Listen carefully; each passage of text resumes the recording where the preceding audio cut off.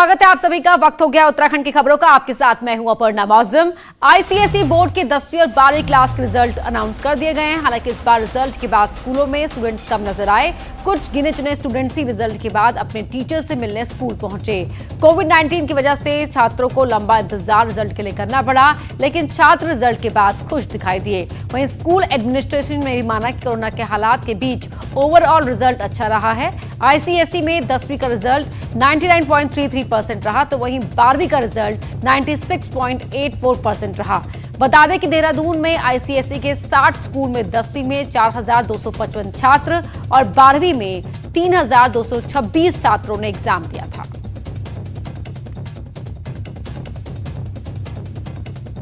देहरादून में तो बाकी तो पेरेंट्स हैप्पी?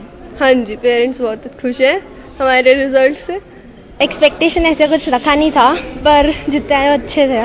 पहले तो बिलीव नहीं हुआ कि रिज़ल्ट आउट हो गया है, फिर जब पापा ने चेक करा उसके बाद भी लगा कि शायद थोड़ा सा मेरे को थोड़ा सा टाइम लगा अपने आप को देखने में कि हाँ मेरा रिज़ल्ट आउट हो गया है, वो भी क्लास 10th का जो बहुत अवेटेड रिज़ल्ट था।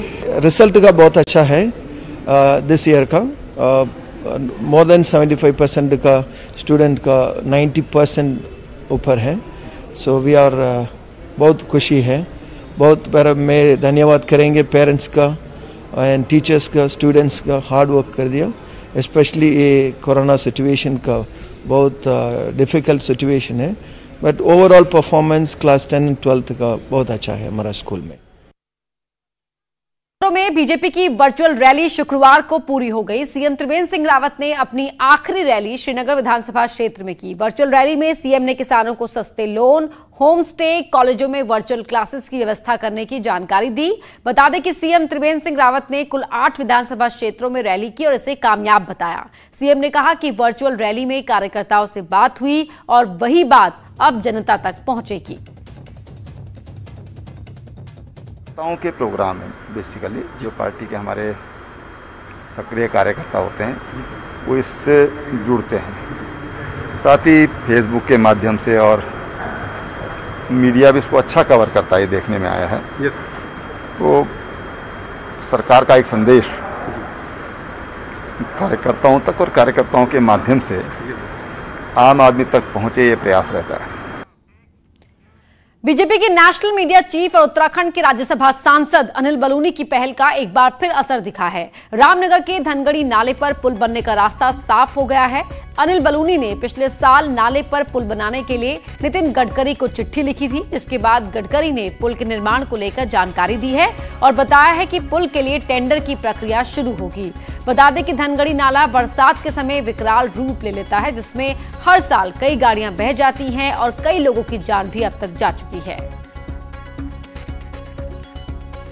रामनगर के निकट धनगढ़ी नाले पर शीघ्र ही पुल का निर्माण कार्य प्रारंभ होने जा रहा है। यह धनगढ़ी नाला, जो कि नेशनल हाईवे 309 पर है, यह रामनगर को पौड़ी से जोड़ता है। इसी से रानीखेत होते हुए पूरे कुमाऊं का मार्ग भी जाता है। बहुत ही महत्वपूर्ण मार्ग है ये। इस पर धनगढ़ी नाले पर हर बरसात पे ये बड़ा विकराल रूप ले लेता है और बड़ी जान माल की हानि प्रतिवर्ष इस पर होती है। समय समय पर राज्य सरकार के द्वारा और हमारे कई जनप्रतिनिधियों के द्वारा मांग की गई है कि इसके ऊपर पुल का निर्माण हो। विगत वर्ष 4 सितंबर को मैंने भी भारत के जो सरफेस ट्रांसपोर्ट मिनिस्टर आदरणीय नितिन गडकरी जी, उनसे मैंने आग्रह किया था कि इसके ऊपर पुल बनाया जाना चाहिए। उन्होंने उस वक्त मुझे आश्वासन दिया था कि जल्दी इसमें निर्णय लेंगे। मुझे नितिन गडकरी जी की तरफ से एक पत्र प्राप्त हुआ है, जिसमें कहा गया है कि उस पुल को स्वीकृत किया जा रहा है। साथ ही इसकी टेंडर की प्रक्रिया भी जारी है और निर्माण कार्य बहुत ही शीघ्र इसका शुरू हो जाएगा। मैं आदरणीय नितिन गडकरी जी का बहुत बहुत आभारी हूँ, जिन्होंने इसको पुल को स्वीकृत किया और इससे हमारे गढ़वाल और कुमाऊं जाने वाले लोगों को अत्यधिक लाभ होगा। और अब बात करते हैं प्रदेश में कोरोना अपडेट की। राज्य में कोरोना के आज 68 नए मामले सामने आए हैं। कुल केसेस की अगर बात की जाए तो 3,373 हो गए हैं कुल मामलों की संख्या और 592 केस एक्टिव हैं। उधम सिंह नगर में 41, देहरादून में 11, हरिद्वार में 7, नैनीताल में 4, पौड़ी में 1 और टिहरी उत्तरकाशी में भी एक नया केस सामने आया है।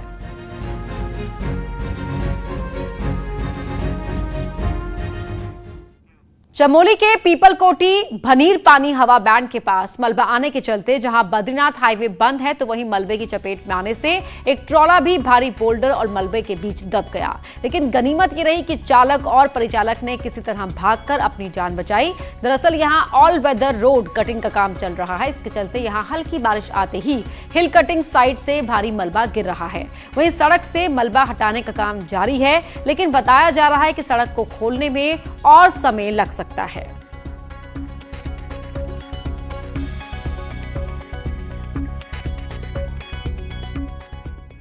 हरिद्वार से खबर है कि लोडर गाड़ी के ऊपर गिरा पेड़, हादसे में ड्राइवर की मौत हो गई। भगत सिंह चौक के पास यह हादसा हुआ है। रानीपुर कोतवाली क्षेत्र की यह घटना है। तो ये एक लोडर गाड़ी थी जिसके ऊपर पेड़ गिरा और यह हादसा हुआ। हादसे में ड्राइवर की मौत हो गई।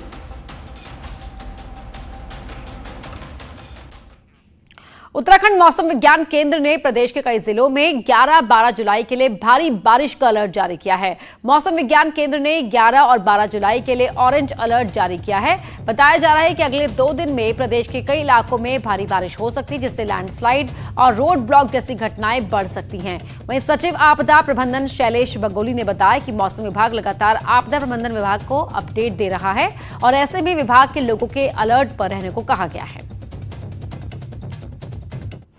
तो जो एक्टिविटी प्रदेश में हल्की से मध्यम तो सभी जगह मिलेगी, लेकिन हैवी से वेरी हैवी रेंस भी आपको देखने को मिलेगी। खासकर जो हमारे डिस्ट्रिक्ट हैं जिसमें कि आप कह सकते हैं यूएस नगर है, नैनीताल है, तो इसमें हैवी से वेरी हैवी रेंस जो आप ये कह सकते हैं कि 11 रात से करीब स्टार्ट होना चाहिए और ये 12 के सुबह 13 के सुबह तक जो है एक्टिविटी बहुत अच्छी मिलने वाली है। अभी चूंकि ऑरेंज अलर्ट है और रेड अलर्ट अभी तक नहीं मिला है हमें, तो ऐसा कोई अभी सावधान रहने की ज़रूरत है, लेकिन ऐसा अभी चिंता का विषय नहीं है। लेकिन फिर भी चूंकि उत्तराखंड में अलग अलग घाटियां हैं जहाँ पे मौसम अलग अलग रहता है और कई बार तेज़ बारिश आने की संभावना है, तो सभी को ये निर्देश दिए जाते हैं समय समय पर कि वो अलर्ट की स्थिति में सभी लोग रहें। हल्द्वानी में मानसून की बरसात परेशानी का सबब बन रही है, क्योंकि बंद नालियों के कारण बारिश का पानी सड़कों पर बह रहा है, जिससे दुकानदार से लेकर आम लोग तक परेशान है, क्योंकि सड़क पर बहते पानी से सड़कें जानलेवा बन चुकी हैं। उत्तराखंड में मानसून जमकर बरस रहा है। इसका नतीजा यह है कि सड़कों पर पानी पूरी तरीके से बह रहा है। हल्द्वानी का नज़ारा मैं आपको दिखाऊं, ये मेन रोड है, ये नेशनल हाईवे है और आप देखिए किस तरीके का नज़ारा, पानी जो है वो पूरी तरीके से सैलाब बन के सड़कों पर बह रहा है। मैं आपको दिखाऊं थोड़ा सा नीचे चल के, आप देखिए पानी का कम से कम आपको ये नज़ारा देखने को मिल रहा है। मेरे पाँव पूरी तरीके से यहाँ तक डूब चुके हैं।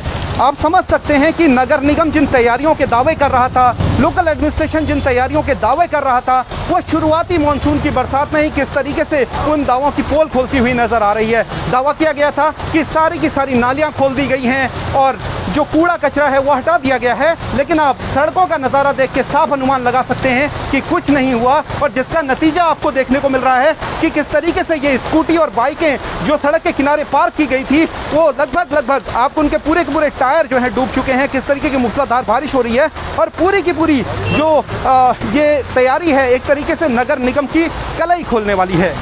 शैलेंद्र नेगी, न्यूज़ 18 हल्द्वानी। देहरादून जिले में कोरोना और डेंगू को लेकर प्रशासन लगातार नजर बनाए हुए है। डीएम ने बताया कि कोरोना के साथ ही समय डेंगू के फैलने का भी पीक टाइम है। ऐसे में प्रशासन के द्वारा घर घर जाकर सर्वे किया जा रहा है। कई जगहों पर लार्वा मिलने की सूचनाएं भी मिली हैं। डीएम ने कहा कि डेंगू को लेकर भी लोगों को जागरूक किया जा रहा है। डेंगू हमारे यहाँ ये पीक टाइम है जिस समय डेंगू फैलने का होता है। हमारे यहाँ कंटिन्यूअस, चाहे वो डॉक्टर्स की टीम हो, नगर निगम की टीम हो, और हमारी जो आशा हैं वो भी कंटिन्यूअस जो है day to day home to house survey में लगे हुए हैं। 1-2 जगह से हमें लार्वा भी मिलने की जो है चीज़ें प्राप्त हुई हैं, इसलिए और हमने अपना सर्वेलांस बढ़ाया है। और बड़ी खबर आपको बता दें, जहां पुलिस ने 2 आयुर्वेदिक डॉक्टरों को गिरफ्तार किया है। दोनों पर फर्जी तरीके से एडमिशन कराने का आरोप है।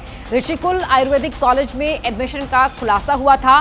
2016 में एडमिशन का खुलासा हुआ था। मामले में अब तक 14 लोगों की गिरफ्तारी हो चुकी है। दोनों ही डॉक्टर प्राइवेट हॉस्पिटल में प्रैक्टिस कर रहे थे। उधम सिंह नगर में प्राइवेट हॉस्पिटल में ये दोनों ही डॉक्टर प्रैक्टिस कर रहे थे। तो साल 2016 में हुआ था एडमिशन का खुलासा। ऋषिकुल आयुर्वेदिक कॉलेज में एडमिशन का खुलासा हुआ था। देहरादून से खबर है, जहां आरटीओ में फर्जी ट्रांसफर के मामले में परिवहन सचिव शैलेश बगोली ने कहा कि मामले की जांच पुलिस कर रही है और ये मामला क्रिमिनल केस है, इसीलिए जब पुलिस की जांच पूरी हो जाएगी उसके बाद विभाग अपनी इन्वेस्टिगेशन शुरू करेगा। परिवहन सचिव ने कहा कि इस तरह की घटनाएं दोबारा ना हो, इसके लिए विभाग अब ऑनलाइन सिस्टम के तहत काम करेगा, जिसमें ट्रांसफर ऑर्डर या फिर और तरह के विभाग के कार्य होंगे। अभी देखिए, अभी जब तक पुलिस विभाग की, क्योंकि ये एक क्रिमिनल मामला है, तो पुलिस विभाग की जब जांच आएगी उसके अनुसार ही हम लोग कार्रवाई करेंगे।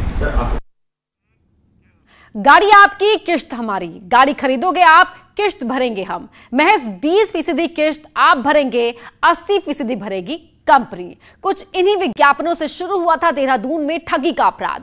क्या था मामला, देखिए हमारी इस खास रिपोर्ट में। लॉकडाउन के बाद देहरादून के तमाम अखबारों में एक विज्ञापन देखने को मिला था, जिसमें लिखा था आप गाड़ी लीजिए, जिसमें मात्र 20% आपको जमा करना है और 80% कंपनी देगी। लेकिन कंपनी का विज्ञापन आपकी गाड़ी पर 5 साल तक रहेगा। इस विज्ञापन के बदले आपकी गाड़ी की किश्त कंपनी अदा करेगी। इसी झांसे में देहरादून के करीब 8 से 10 लोगों से इस गैंग ने 50,000 से लेकर 2 लाख रुपए तक ठगे और उसके बाद फरार हो गए। पीड़ितों की सूचना पर पुलिस ने इस मामले में 2 लोगों को गिरफ्तार किया है। वहीं एक आरोपी अब तक फरार है। कंपनी सर स्टिकर लगाते थे, स्टिकर के हम उनको किराया देते थे। किराया मतलब इंस्टॉलमेंट देते थे। इंस्टॉलमेंट, ठीक है। गाड़ी पे स्टिकर लगाते थे। अच्छा, तो कितने गाड़ियां आप? बाइकों पे नहीं, सिर्फ 4 व्हीलर पे। मामले में पुलिस का कहना है कि लॉकडाउन के बाद ये लोग जम्मू से देहरादून पहुंचे और इंटरनेशनल एडवर्टाइजिंग नाम से कंपनी बनाई और लोगों को ठगना शुरू कर दिया। अरेस्टिंग किया है, 2 लोग पकड़ में आ गए हैं। अभी एक एब्सकॉन्ड कर रहा है, उसको भी मुझे उम्मीद है बहुत जल्दी हम लोग अरेस्ट कर लेंगे। और इसमें जो तीसरा आदमी है, उसके पास जो धोखाधड़ी से जो पैसा इन्होंने इकट्ठा किया है, उसके पास ये लोग बता रहे हैं अभी उसके पास है। इन लोग का PCR लेने का प्रयास हम लोग करेंगे। लॉकडाउन के बाद ठगी का ये नया ही तरीका सामने आया और आज भी अपराधी किसी न किसी को लोक लुभावन बातें करके ठग रहे हैं। इसलिए सतर्क रहिए, सुरक्षित रहिए। देहरादून से न्यूज़ 18 संवाददाता सत्येंद्र बर्थवाल की रिपोर्ट। रामनगर में हल्द्वानी की एक संस्था 60 महिलाओं से 800 रुपए लेकर चंपत हो गई। इस संस्था ने यहां की एक संस्था को सिलाई प्रशिक्षण के लिए अनुबंधित किया। साथ ही उन्होंने इन महिलाओं को सिलाई मशीन देने, सर्टिफिकेट देने और उनके द्वारा भविष्य में इसे रोजगार के रूप में अपनाने पर सहायता देने के सपने दिखाए। लेकिन ये संस्था इन महिलाओं से तो पैसे लेकर चली ही गई। साथ ही संस्था ने अपने अनुबंधित ट्रेनर को भी मेहनताना नहीं दिया। मामला पुलिस के पास पहुंच गया। इसके बाद अब जांच शुरू हो गई है। कहा गया था कि आपको मशीनें मिलेंगी, पेपर होंगे और आपको सर्टिफिकेट मिलेंगे। वो भी नहीं हुए। बहुत जिद करके हमने मई में इनके पेपर करवाए। उसके बाद उन्होंने कहा कि आप पेपर होने के बाद अब इनका रिजल्ट आएगा और आप लोगों को सर्टिफिकेट तो मिलेंगे, और जिनको मशीनें नहीं मिलेंगी आपके 800 रुपीज़ आपको वापस कर दी जाएंगे। उस दिन के बाद से आज तक ना वो हमारा फ़ोन रिसीव कर रहे हैं, ना ही बच्चों को किसी चीज़ का जवाब दे रहे हैं। उन्हें किसी से कोई मतलब नहीं है। यूपीसीएल के एमडी BCK मिश्रा हरिद्वार पहुंचे। यूपीसीएल के अधिकारियों के साथ बैठक कर उन्होंने हरिद्वार में चल रहे अंडरग्राउंड केबलिंग के काम को 30 सितंबर तक पूरा करने का निर्देश दिया। इस काम में देरी पर BCK मिश्रा ने बताया कि कोरोना के कारण स्किल्ड लेबर की कमी हो गई है, जिसकी वजह से काम में देरी हो रही है। देखा था बहुत तेजी से पहले काम चल भी रहा था और चूंकि कोविड की वजह से काम प्रभावित हुआ है, तो 30 सितंबर तक काम हम लोग कंप्लीट करने का कमिटमेंट हम लोगों ने कॉन्ट्रैक्टर से लिया है। लॉकडाउन के कारण प्राइवेट स्कूल भले ही अभी बंद हो, लेकिन अब प्राइवेट स्कूलों द्वारा अभिभावकों को बच्चों की फीस जमा करने के मैसेज आने लगे हैं। शिक्षा विभाग के नए निर्देशों के मुताबिक ऑनलाइन क्लास चलाने वाले प्राइवेट स्कूल शिक्षण शुल्क ले सकते हैं। पेरेंट्स का कहना है कि शिक्षा विभाग के निर्देशों में यह स्पष्ट नहीं है कि शिक्षण शुल्क न्यूनतम और अधिकतम कितना हो सकता है। ऐसे में स्कूलों द्वारा भी मनमाने फीस की मांग की जा रही है। पूरे मामले में शिक्षा मंत्री का कहना है कि निर्देशों को नहीं मानने वालों के खिलाफ कार्रवाई की जाएगी। फीस के बारे में सरकार ने जो निर्णय लिया है, जो गाइडलाइन जारी की है, उसमें कुछ खामियां हैं, जिससे जो अभिभावक है वो परेशान है। समझ में नहीं आ रहा है कि क्या किया क्या करें। मैं आपके माध्यम से कहना चाहता हूँ कि किसी को भी लूट की छूट नहीं है। सरकार ने मेरे निर्देश दिया है कि मात्र जो ट्यूशन फीस लेंगे या जो ऑनलाइन पढ़ाई करा दें वो फीस लेंगे। हाई कोर्ट का भी निर्देश है, उसका हम 100% पालन करेंगे। और जो इसके निर्देश के बावजूद भी अगर जो कोई प्राइवेट स्कूल मनमानी करते हैं तो निश्चित ही वहाँ के जो हमारे शिक्षा विभाग के अधिकारी हैं हम उनके खिलाफ कार्रवाई करेंगे। राज्य के विकास के लिए सरकार क्या कुछ कर रही है, इसकी जानकारी अब 10 दिन में एक बार जनता को सरकार देगी। इसी के तहत शासकीय प्रवक्ता मदन कौशिक ने शुक्रवार को मुख्यमंत्री रोजगार योजना के बारे में विस्तार से जानकारी दी। सीएम स्वरोजगार योजना के तहत 25 लाख का ऋण मैन्युफैक्चरिंग और 10 लाख तक का ऋण सेवा के क्षेत्र में दिया जाएगा। इसमें 15, 20, 25% तक सरकार सब्सिडी भी देगी। आवेदक को लोन के लिए भटकना ना पड़े, इसके लिए सारी योजनाओं को कोऑपरेटिव बैंक से जोड़ दिया गया है। मदन कौशिक ने कहा कि एकीकृत कृषि योजना में 50 से ज्यादा योजनाएं ऐसी जिनमें 50 से 80% तक अनुदान का इंतजाम किया गया है। 25 लाख रुपए तक का ऋण जो आप मैन्युफैक्चरिंग क्षेत्र में जाओगे, और अगर आप सेवा और व्यवसाय के लिए 10 लाख रुपए सेवा के क्षेत्र में, और इसमें हमने जो कैटेगरी हमारे जिलों की उन कैटेगरी के आधार पर 25%, 20% और 15% इस प्रकार की ये सब्सिडी की व्यवस्था है। ये जो राशि होगी ये 2 साल के बाद उनको मिलेगी। देहरादून से खबर है, जहां शीशमबाड़ा स्थित सॉलिड वेस्ट मैनेजमेंट में कार्यदायी रेम की कंपनी को जल्द हटाया जा सकता है, जिसके लिए नगर निगम ने प्रक्रिया शुरू कर दी है। बता दें कि लंबे समय से स्थानीय लोग प्लांट से आ रही बदबू से परेशान होकर प्रदर्शन कर रहे थे। शुक्रवार को विधायक सहदेव पुंडीर के साथ स्थानीय लोग नगर निगम पहुंचे और प्लांट के खिलाफ नगर आयुक्त को ज्ञापन सौंपा और कंपनी को हटाने की मांग की। वहीं मामले की गंभीरता को देखते हुए मेयर सुनील उनियाल गामा का कहना है कि कंपनी को लगातार नोटिस जारी करने के बाद भी प्लांट की हालत में सुधार नहीं हो रहा है। इसको देखते हुए अब कंपनी को बाहर कर नई कंपनी को काम दिया जाएगा।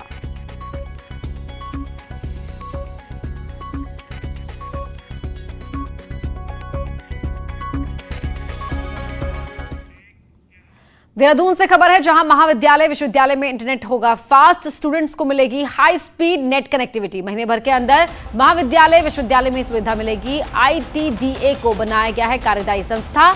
उच्च शिक्षा विभाग की बैठक में यह फैसला लिया गया है। तो ब्रॉडबैंड की कनेक्टिविटी को बढ़ाया जाएगा, इसकी स्पीड को बढ़ाया जाएगा, ये व्यवस्था की जा रही है।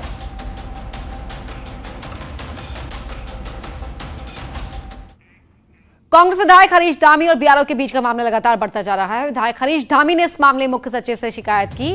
मुंसियारी जौलजीबी हाईवे को लेकर विधायक धामी और BRO के बीच सड़क खुलवाने को लेकर विवाद हुआ। विधायक धामी के मुताबिक BRO के कर्मचारी रविवार होने के चलते सड़क खोलने से इनकार कर रहे थे, जिस पर विधायक ने अपनी JCB मशीनों से रास्ता खुलवा दिया, जिस पर विधायक और BRO ने एक दूसरे के खिलाफ मुकदमा दर्ज करा दिया है।